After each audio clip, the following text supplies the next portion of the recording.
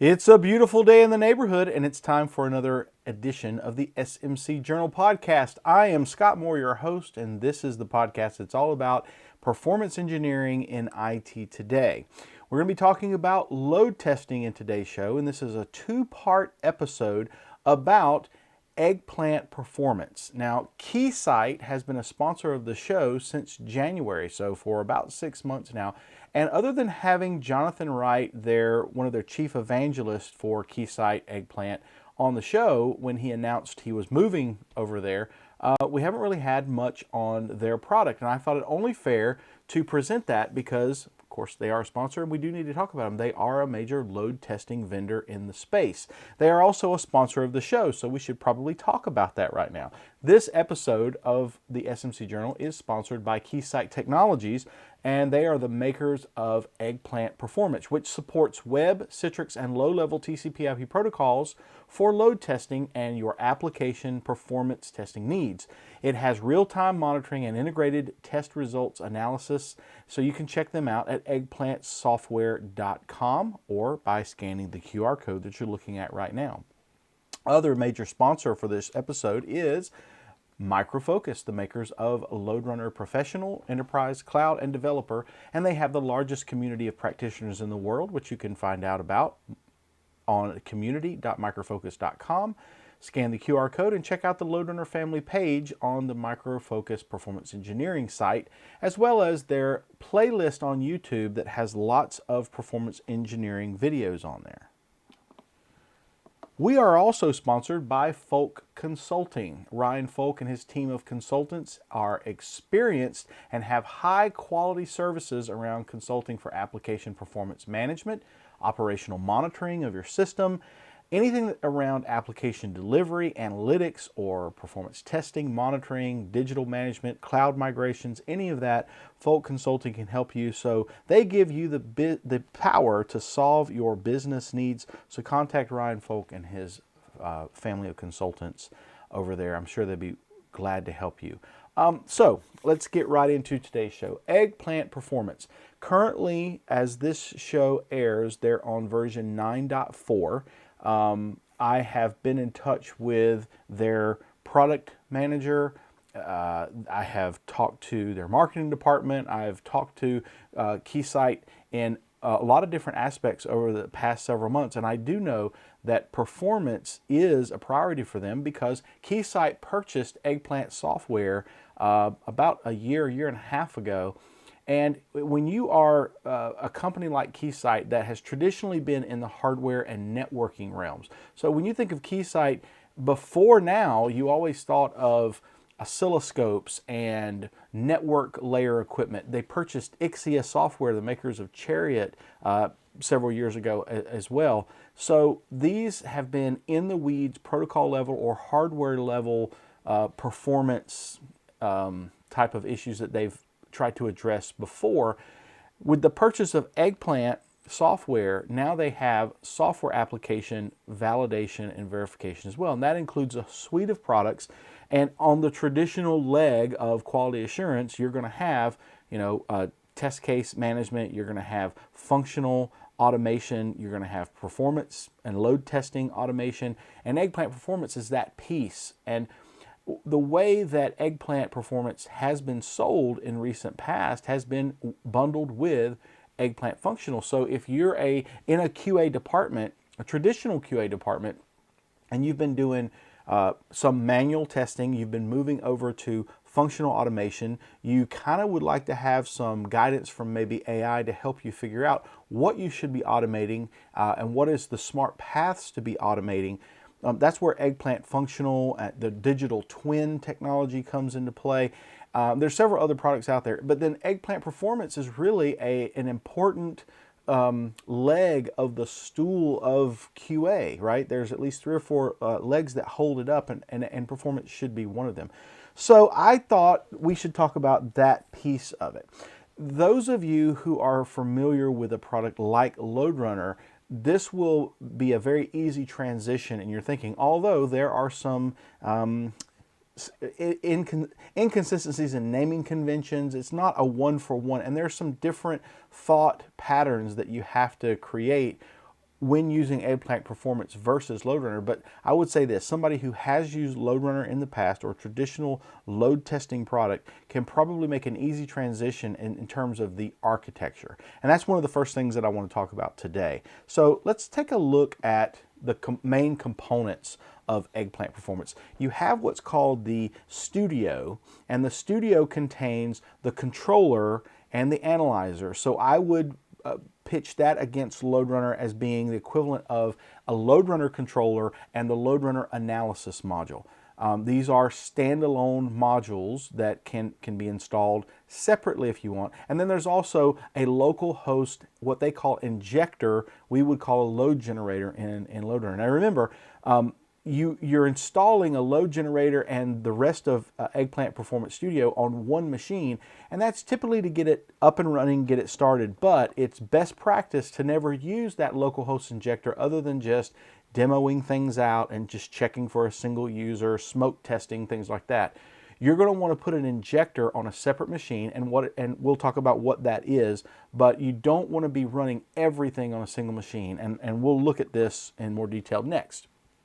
So the Studio is where you would house all of your scripts, run all of your test scenarios, set up all of your monitors, and those two main components, the controller and the analyzer, really makes up what they would call Studio.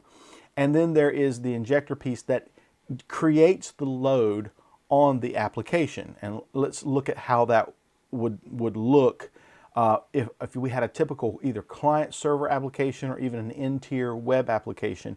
We would have the controller and the analyzer and a local injector on the left-hand side with that software installed, generating load against an application under test, or AUT. This should be very familiar, and I'm sorry that my head is in the way of the words application under test, but that's what it is.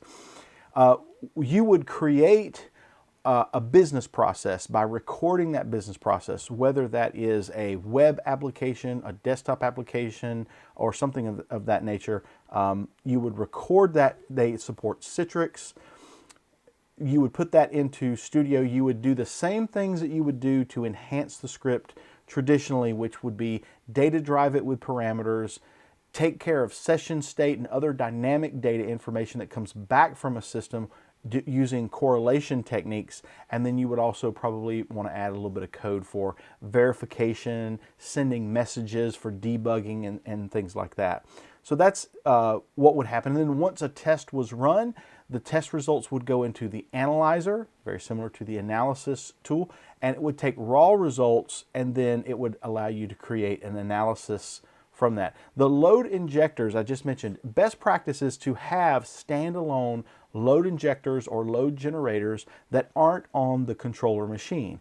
You want to separate that because you don't want your injector to overload the Studio machine and basically mess your test results up so that they are not trustworthy.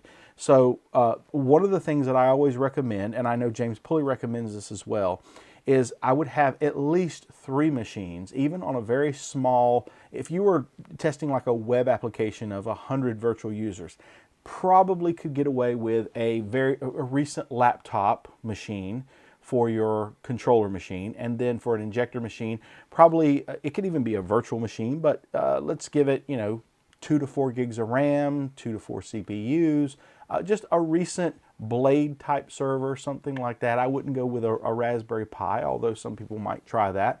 But medium style specs.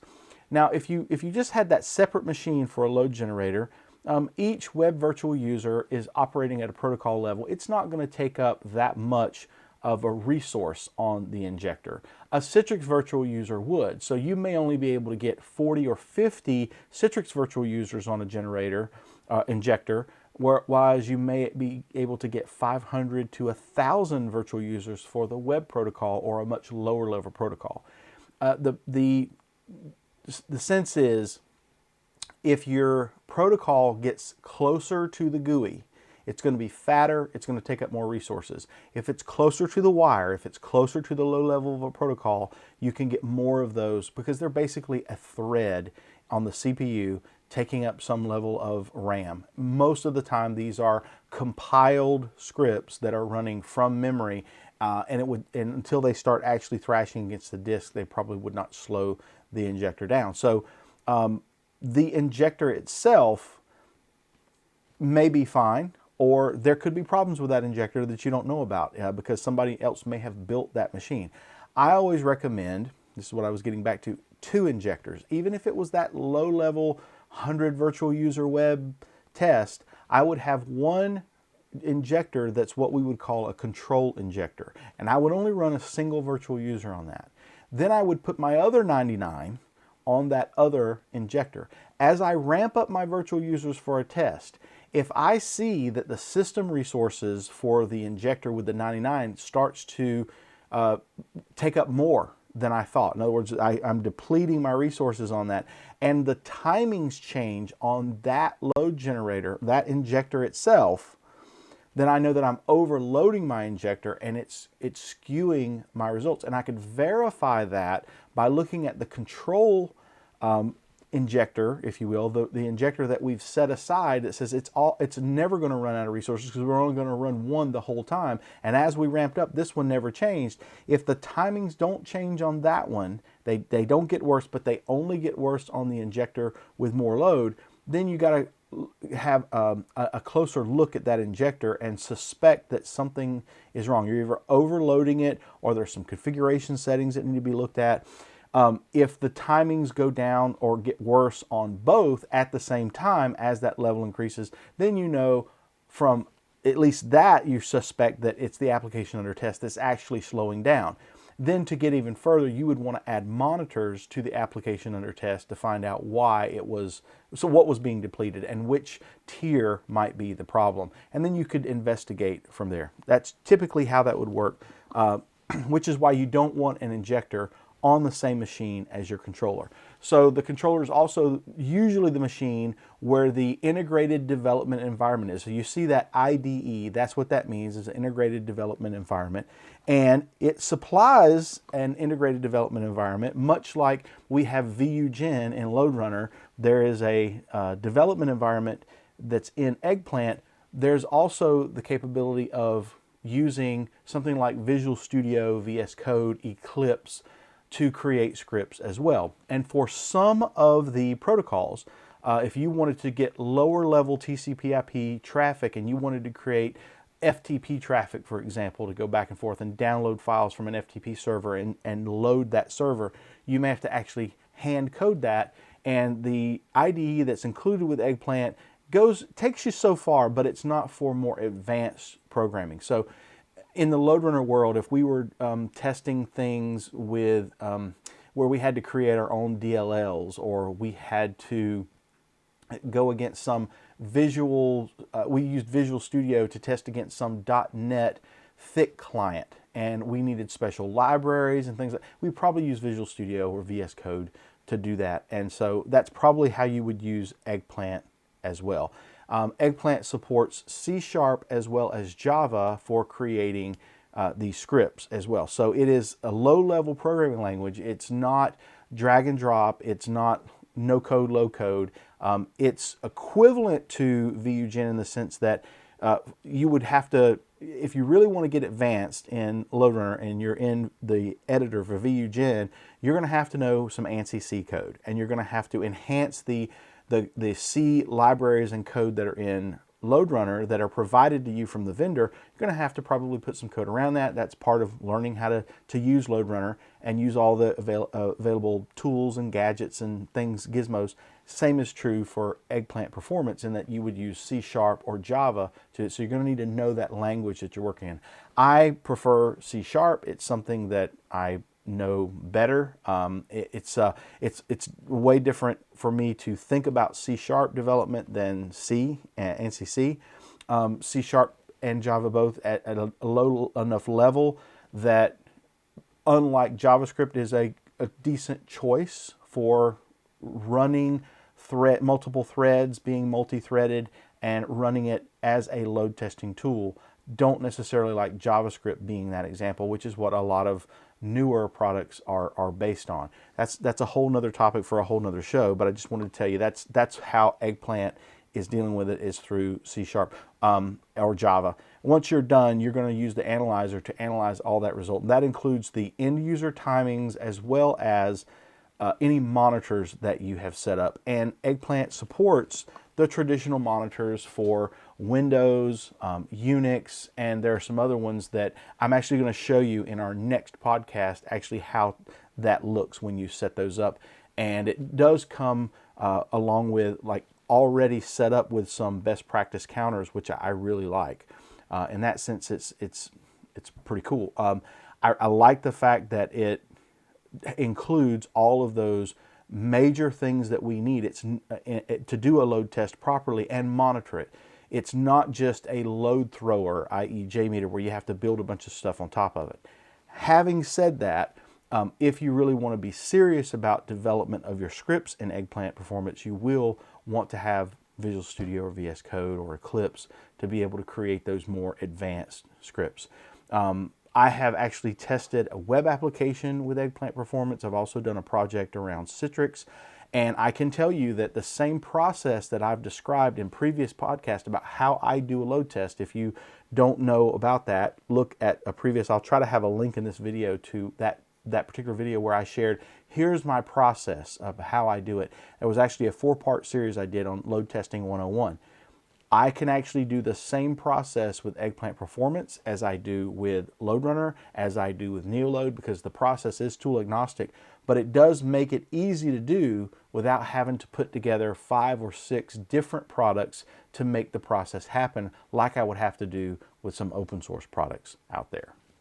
A couple of other quick things about Eggplant Performance is that it does provide the ability to do protocol level and UI based automation, and it does that through the ability to run Selenium scripts, or you can actually use the Eggplant functional tool. So again, making the transition from LoadRunner. In LoadRunner, you can run UFT or QTP scripts within LoadRunner.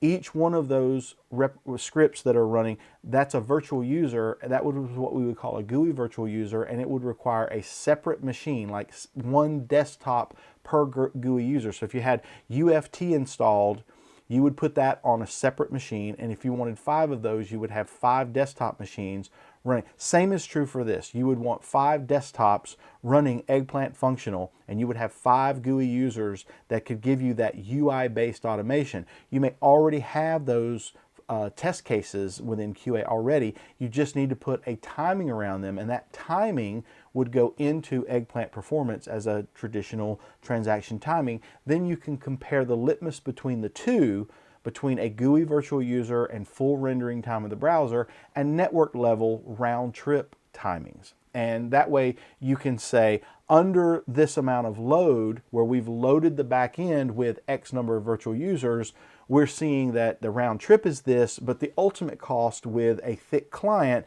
is this. And that may be the difference between a 2-second timing and a 5-second timing. It's very important to have those if you can. So you can actually do both, and these tools are made to work together in an integrated fashion. And the other protocols that are supported, I'll just list them here for you. The protocols are the web virtual user, the Selenium virtual user. Both of those work with C# and Java. With the Selenium virtual user, you do have to hand code that in something like Eclipse or Visual Studio. And then TCP/IP virtual users are done in C++. So my personal opinion about that is that while some people are graduating from college having gone through a C++ class, I think most people are being taught in JavaScript and C# and Java more than they would be C++ these days. I mean, unless they're doing very low-level plumbing type coding, your traditional C++ developer is not going to be using Eggplant to do these kind of performance tests. So for that role, I'm not so sure how many people are going to use the C++ feature within Eggplant Performance. But if you wanted to go there, you definitely can. That would be equivalent to going in and doing some windsock stuff with LoadRunner. You can do it if you want to. Good luck with that. So the other side of this is the UI-based virtual user type. So the GUI virtual users, which can use Eggplant Functional. There's also a Citrix virtual user that is also based around C#. And then you have the WinDriver VU that is suitable for rich Windows clients. So any of these are supported within Eggplant Performance. So now what I'm going to do is I'm going to actually play you a couple of videos here that I'm going to try to narrate the best that I can. And this is going to go through finding Eggplant Performance and downloading it, and then an installation of it and what it looks like to install it on a machine, and where you can find all of this. The links to getting to Eggplant Performance of this movie that I'm going to show you, all the links are in the show notes or on either smcjournal.com for this episode or in the YouTube notes if that's where you're viewing this show. So let's look at this first movie here.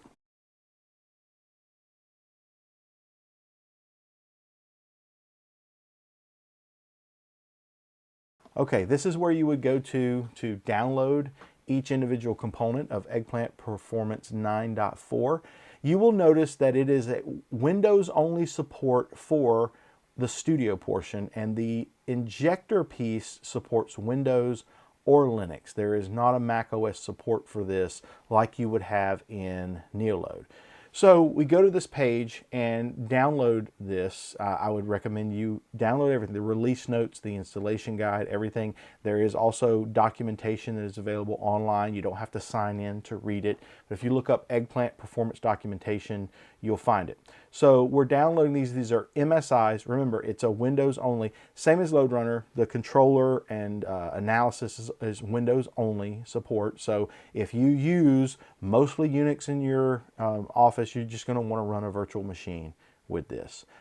Currently, as of this podcast, it doesn't support running the studio in containerized or Kubernetes or anything like that. So we're downloading the studio, the performance analyzer, the performance injector, and we're going to download the OCR piece as well. The OCR piece is what Citrix uses for its protocol. And I'm actually installing this on a Windows virtual machine. Also, there is a community edition that allows for 50 virtual users. So you can go to that page. You'll have to fill out a form, okay? But that's exactly the same for other vendors as well. You fill out a form, and in exchange for that, they will send you a license that supports 50 virtual users for free. And I think that's 50 web virtual users, and I believe it's 3 Citrix virtual users, which is generally enough for you to play around with the different protocols and create enough load where you'll actually start seeing patterns, and as well as you'll be able to find out if Citrix is actually working well for your application. And it's fully featured, so you can actually add the monitors, get full test results and all of that just at lower levels, and would work great for a developer just looking to load test a single feature, those kind of things. So we've downloaded that and we've got all of our files. Okay, now we're going to double click on the Eggplant Performance MSI for the main studio application, and let's watch it install. You're going to be presented with this wizard. Agree to the license agreement after thoroughly reading it, which I'm sure everybody does. I'm going to just accept the defaults here to install it. And let's let this guy run. Okay.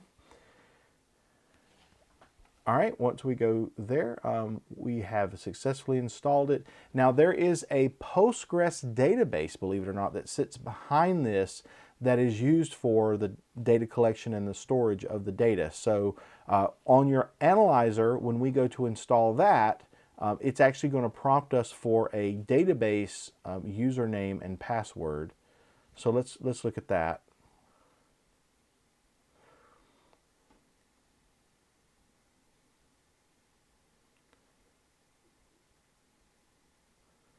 So there's our database password that you'll have to type in twice.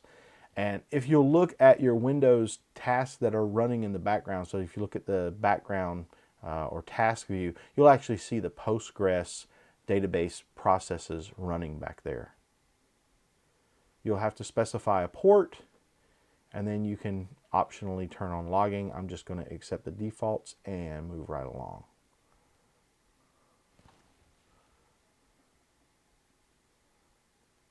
Now it's ready to install it. So let's let it install. Okay. Now we've got that installed. And now we can open up Eggplant Performance Studio from our window. And as you can see, we're at 9.4.0.27 minor build. So your mileage may vary on the version number. So we're going to have to either find or create your very first workspace. The workspace is where you will create one or more projects in there, but the basic unit is. All right, so we've got our workspace created. Now, if we try to create a project, we'll need to name that. Remember, you could have multiple projects per workspace. I'm just going to create this one called test. Now notice at the bottom left, we've got all these different areas, the data sources, the recordings, the scripts, the workflows. We'll talk about all that in the next podcast of what all these mean. But I just wanted to show you there's the workspace. Let's launch the test controller and take a look at that. This is the component of Eggplant where a licensing key is required. So as it tries to start, it's going to prompt you for a license key. And there we have it right there. So now what we've got to do is configure this particular instance, which is tied to your machine. I believe what happens is you contact support, you copy this host ID number, which is no longer any good, and then they give you a license key based on what you send them, and that is for that single machine only. It's tied to that machine, so make sure that you're on a machine. Make sure it's tied to that machine that you want to use. We were sent a license, and this is what it looks like when you apply the license. All right, now we've got a license that's been accepted, and we are good to go using it. Now you'll see that this one shows 500 virtual users, and that is because I contacted Keysight and asked for a license, a temporary license, and they gave me one for 500. I think it's already expired. So not like I have it. I would use the community edition just like you. So that is our show for today, talking about the installation, downloading, and configuration of initial license key, all the components of Eggplant Performance. So I hope that those of you who have never seen it before, you kind of get an idea of what it is. Hopefully it's very familiar in terms of its architecture and its components and its capabilities. We'll go into some more details about actually what a script looks like when you create it, running a test, and then looking at setting up a monitor, for example, and then some examples of analysis in the next episode. So until then, what do you think about Eggplant? Let me know. You can contact me through my website at scottmoore.consulting, my LinkedIn profile, or my Twitter handle. You can also email me at help@scottmoore.consulting. And if you like this kind of content and you want to see more, make sure that you subscribe to the YouTube channel. We would love to have you as a subscriber. So until next time, this is Scott Moore for the SMC Journal podcast saying thank you for watching, and bye-bye.